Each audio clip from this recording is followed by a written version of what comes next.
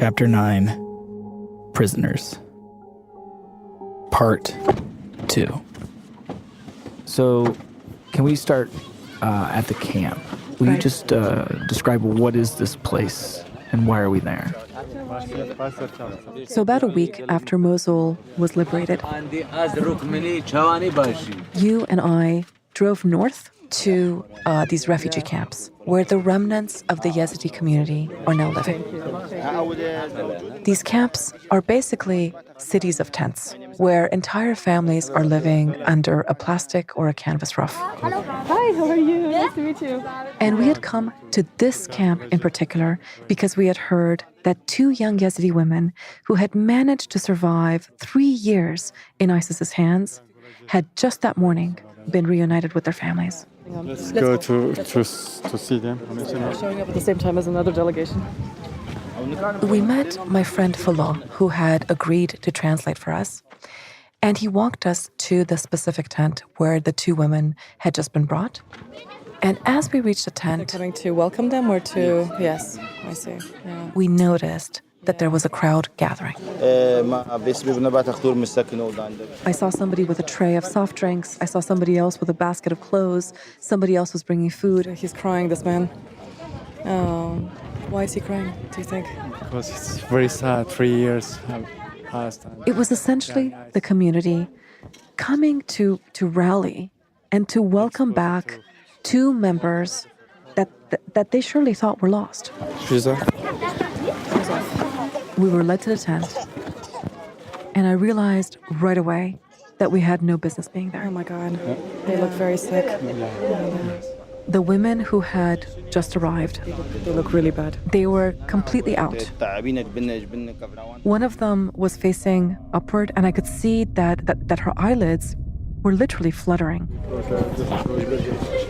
People around them were crying and weeping, but the girls, they looked catatonic.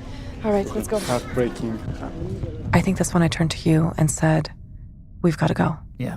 Fala, the woman who was weeping inside, that was the mother of the girls? Mother, yeah. Oh my God. Okay. Yes. Yeah. So we stepped outside the tent. As Rukmini of Andi. And one of the uncles of the young women stepped out behind us. I saw him crying as he was coming out. Can he say why? Oh, It's okay. It's okay. It's okay. And he just broke down. It's okay.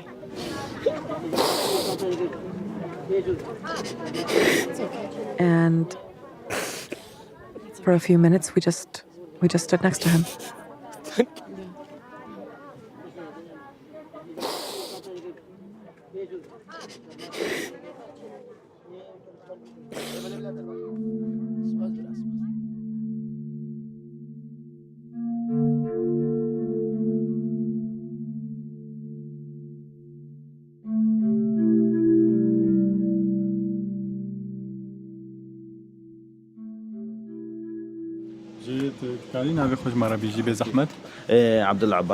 So eventually we got to sit down Abdallah Abbas. That is known as Abdullah Shrim.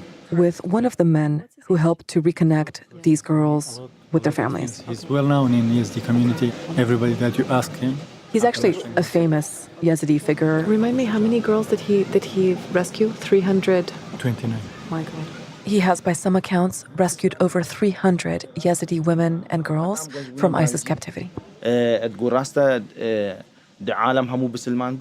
He said that when he picked up these women, which was basically the day before, that they weren't comatose at all. They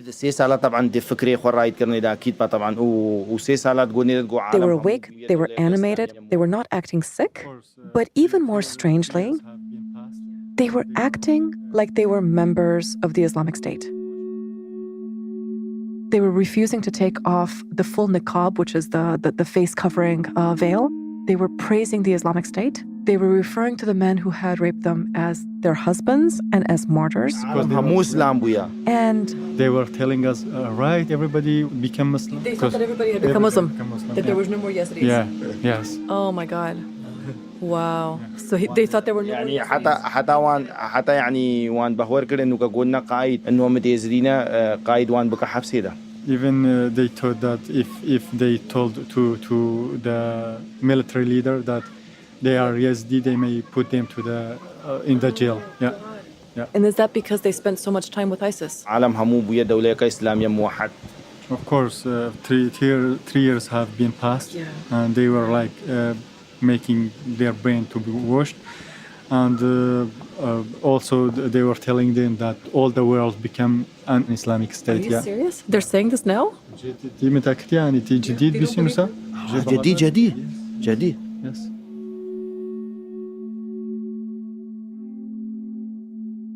He said that he began to argue with them, and he explained to them that the caliphate was on its last legs, that ISIS had lost an enormous amount of territory. But he said that the more he tried to explain these things to them, the quieter they became. And suddenly what seemed to be happening was that they were falling into some sort of state of shock. What was that like for you? I mean, that was really sad. This is a really delicate thing right now, you know, because obviously the journalist in me wants to push as hard as I can to get these interviews, but it's obvious that that would be just, in this particular moment, that would be really rude and unkind. These are people that are really wounded right now. What I really wanted to do was to hear from the women themselves, but it was clear that it was inappropriate for us to continue staying here. They were sick. We needed to go. So we said goodbye. We headed back to our hotel, and I was actually packing my bags. We were getting ready to leave when we got a phone call from another family. We don't know where it is? Another girl had just returned after 3 years of ISIS captivity, and in this instance, it was the family contacting us and wanting us to come to interview them. And so we drove to another camp that was just a few miles away. Hello, thank you. And as we pulled up, the uncle of the young woman that we were to meet was actually waiting for us. Yes, and this is Andy? Rukmini. He led us into the tent. And once again, Oh my God. it was the same thing all over again. There was a young woman. She was lying bundled in a fuzzy blanket. And mind you, it was, I think, 114 degrees outside. She was so weak that she couldn't even hold up her own head. She's so tired. Yeah.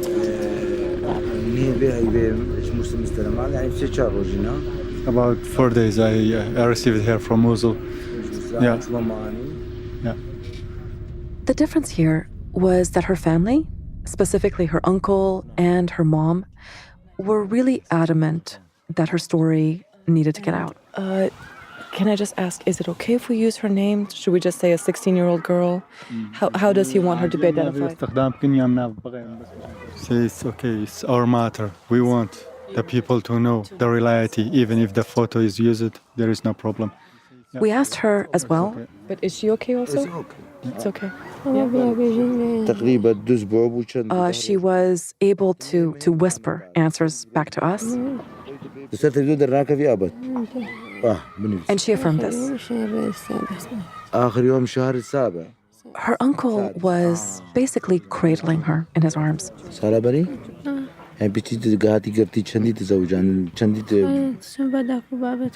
The whole interview was conducted with him leaning over her and putting his ear essentially just a couple of inches from her mouth. Whispering a question to her, she whispering an answer back. It was an incredibly tender scene. Yeah. Her is Suhaila. Her name is Suhaila. Her birth is 2001. So she's 16. She's 16, which means that she was just 13 when she was kidnapped by ISIS. That was her. He showed us a picture on his phone of what she looked like the year that she was taken. She was happy and she was laughing before ISIS came. And she just looks like a chubby and cheerful elementary school girl. How many sisters does she have? She's one of 6 sisters. 3 of the girls were kidnapped in 2014 when ISIS came. One of them was older than Suhaila, and the family hasn't heard anything from her since she was taken years ago. From the first week of captivity 2014 till now, we don't know anything about her. Anything. The other one, Shema, her name was Shema, which is younger than her. was just 11 when she was taken. She spent a very short amount of time with Suhaila in the same location, and then she was separated from her sister. And the last the family heard, she had been moved to Syria by the men who were holding her. That's a recent picture of her or old picture? They showed us the most recent image that they have of There her. is a market for selling girls. It's an image in a catalog of girls. They trying to beautify them, She's wearing eyeshadow and lipstick. and they tell their smile and this in order to get good price. Yeah. How many times was she sold? Suhaila told us that she was bought and sold 9 times. Yeah. by 9 different men. Sorry, this is so personal. Did they give her birth control? شي حبوبات منع حمل داني. All of them gave her birth control. First rape, they injected her. The first one. The first one injected her. Injected her. Yeah, she don't know what was the injection, and the others use the pills. Excuse me for asking this question. When they raped her, did the men who did this, would they pray before they raped her? او داشي كتبرش خورا بري كبيتا باتا صلاة كرنو شنو هذا باتا؟ نمشكر بارينو Yes. At one point, Suhaila pointed to her wrist and explained to us that she had tried to kill herself. She told him, if you touched me, I will suicide. And really, she tried to suicide, and she has the trauma on her. Her wrist was scarred in the spot that she was touching from the place where she had tried to cut her vein to end her life because of the pain she was in.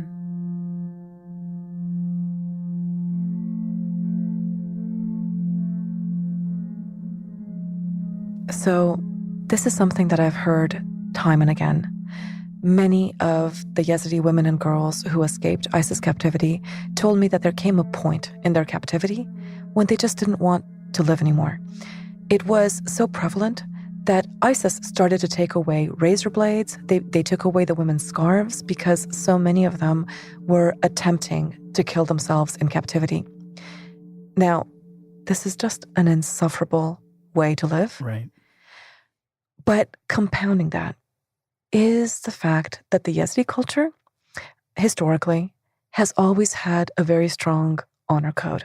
So strong that, in fact, Yazidi women and girls, they're not even allowed to date outside of their own community. If they do, they're literally not considered Yazidi anymore.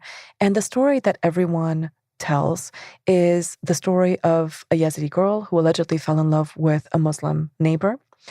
When they were found out, she was publicly stoned to death. And ISIS, they knew this and they exploited this. They repeatedly told these girls and the women they were holding, listen, even if you manage to escape, there's nowhere for you to go. Your own community will turn their backs on you. Wow. Your only option is to now accept your life, convert to Islam, and basically become an integrated member of the Islamic State. One was from Baghdad. So Suhaila says that she was moved from place to place. With each new buyer came a new location. They said the others from Mosul. Eventually, she was moved to Mosul, first to eastern Mosul. And then as the group lost eastern Mosul, they moved her to western Mosul, which was where ISIS ended up making its last stand. And it was there that she became trapped as the airstrikes intensified around her. So they try to change hair style, like cutting the hair, putting the trousers in order to hide her. One of the disturbing things she described is that a couple of weeks before she escaped, ISIS cut off her hair in an effort to make her look like a boy. Their plan was to try to escape as refugees, and they were going to try to pass her off as one of their sons. And as far as how she got out, He's been Yeah. the details are still a little fuzzy. What we've been able to figure out is that her captor was killed in an airstrike.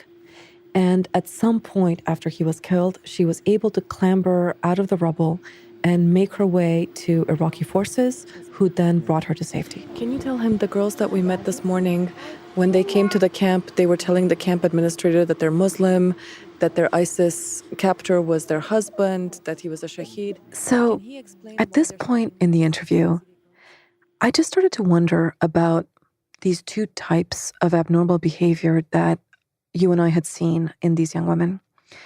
Both the apparent buying in to ISIS's propaganda. Can he explain why they're speaking like this, these Yazidi girls?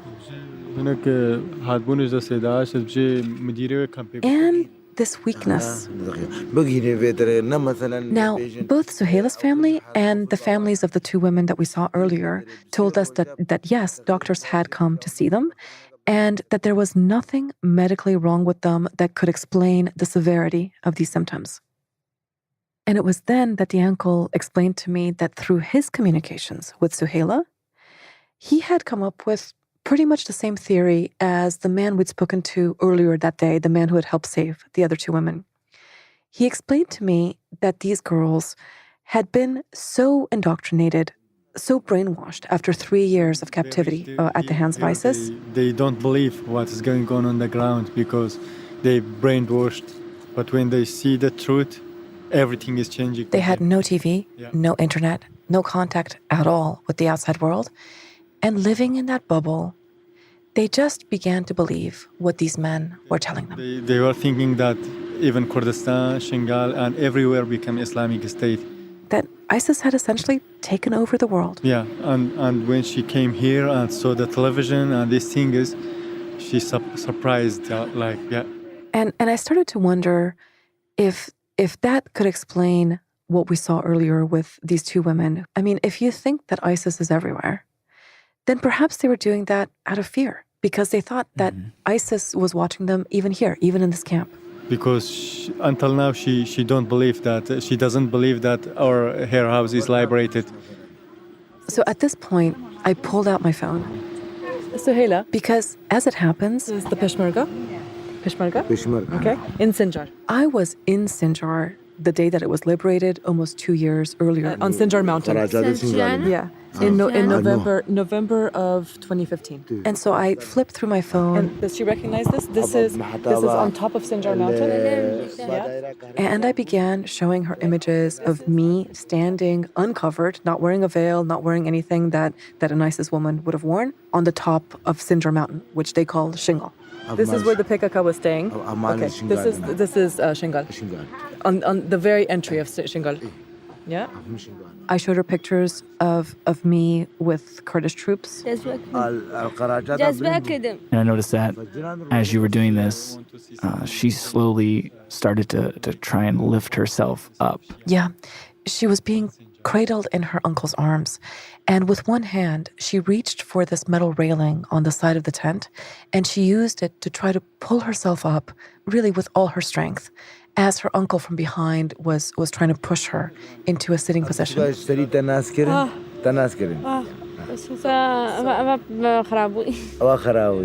Her mood has changed. They took my phone, and they were flipping through the pictures. And he was saying, see this, see that.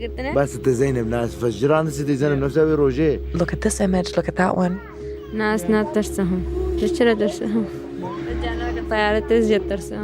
I mean, she was clearly intrigued. Just like this, yeah. And then when she had finished flipping through my images, I asked her, She still doesn't believe me that Shingal has Suhaila, after seeing all of these images, do you believe me? Do you believe that Sinjar Mountain is now free? She's smiling. I think she's smiling. And she smiled.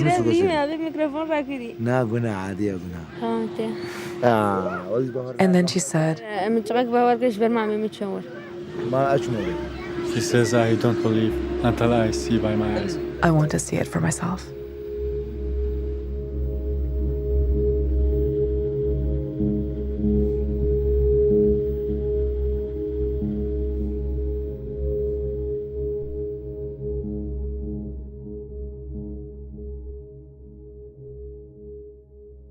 So that was July of 2017.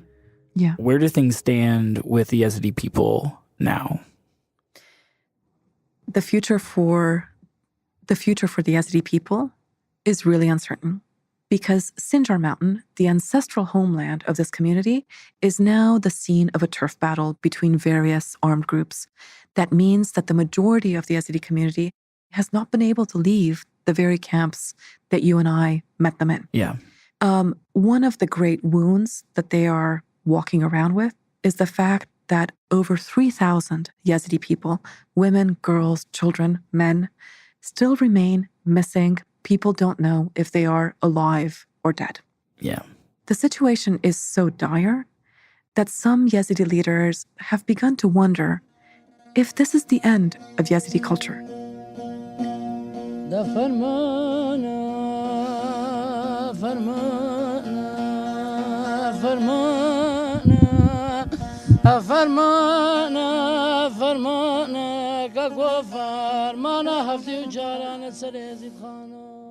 As this culture fights for survival, it is changing. The honor norms that had been there for as long as anybody can remember have loosened. And they have loosened because of the activism of young Yazidi men in particular, among them Falah, our own translator, who personally lobbied the Yazidi religious leadership, asking them to come out and make a declaration saying that these girls are not tainted. They're not to be ashamed. And in fact, they're using the word holy. These girls, because of what they went through, are holier than you and I.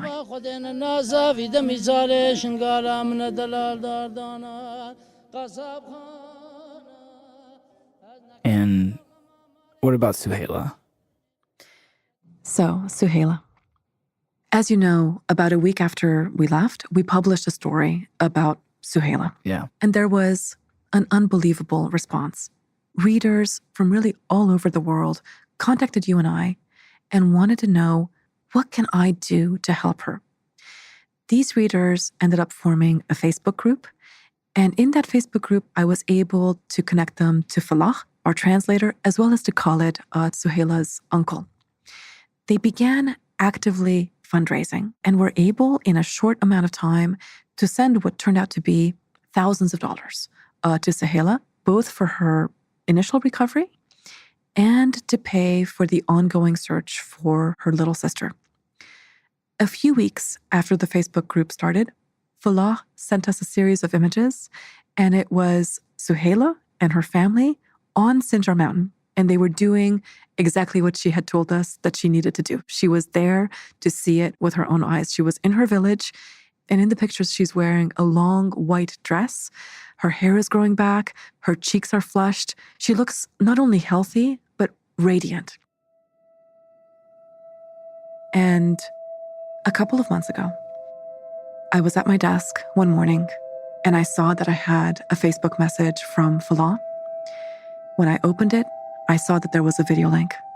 I clicked on it, and I saw a car pull up in a refugee camp. A crowd is gathering around it, and a little girl steps out. The message says, Shema has come home.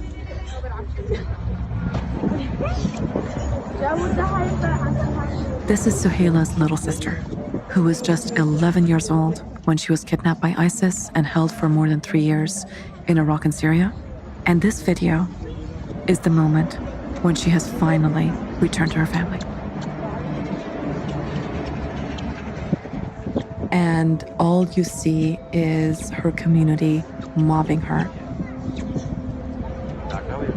Relatives coming and hugging her and kissing her. You see Khalid, her uncle, who buries his head in her collarbone. And then you see a woman who's wearing a white shroud, an older woman. It's Shema's mother, and she takes her in her arms. She holds her, and you hear her break down and start weeping.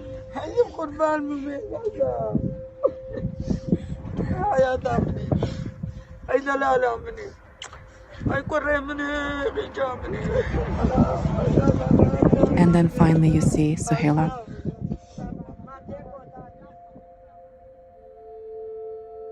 She's standing, she looks healthy.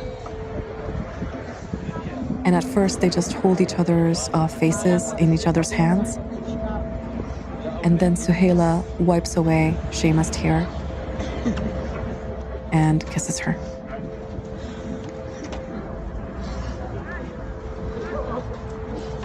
And the two of them smile.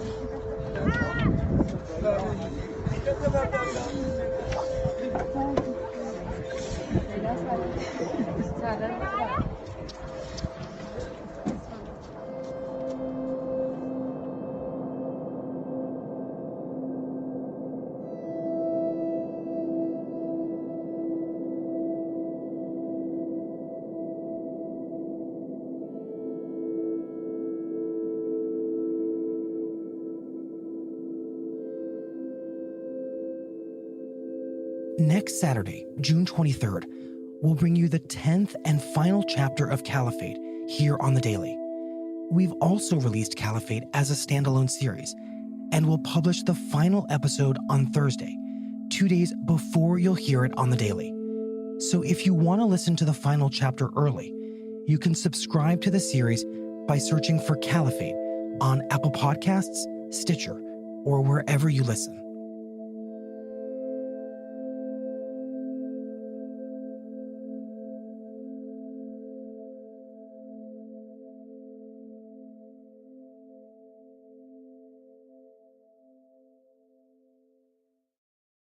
The Daily is brought to you by TD Ameritrade. When it comes to investing, each of us does it our own unique way. Some of us want to go it alone. Others might prefer some guidance. Regardless of your style, TD Ameritrade is always creating new solutions to help you. From their award-winning technology to personalized guidance, they have everything you need to invest on your terms. Visit tdameritrade.com/thedaily to learn more and get started today.